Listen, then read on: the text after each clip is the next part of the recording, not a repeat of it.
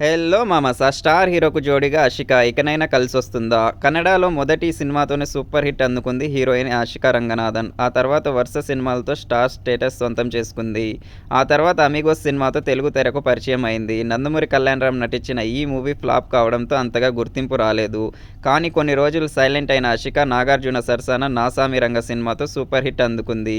అయినా ఈ బ్యూటీకి ఛాన్సెస్ రాలేదు. ప్రస్తుతం మెగాస్టార్ చిరంజీవి, త్రిష నటిస్తున్న 'విశ్వంబర' చిత్రంలో ఈ బ్యూటీ నటిస్తున్నట్లు సమాచారం. తాజాగా ఈ అమ్మడు మరో ఆఫర్ అందుకుందంట. మాస్ మహారాజా రవితేజ ఇప్పుడు 'మాస్ జాతర' సినిమా నటిస్తున్నారు. ఆ తర్వాత డైరెక్టర్ కిషోర్ తిరుమల దర్శకత్వంలో ఒక మూవీ చేస్తున్నాడని టాక్. ఇందులో రవితేజ సరసన కేతికా శర్మను సెలెక్ట్ చేశారు మేకర్స్. కాగా ఇప్పుడు ఈ సినిమాలో కన్నడ బ్యూటీ ఆషికా రంగనాథన్ కూడా సెలెక్ట్ చేశారని టాక్.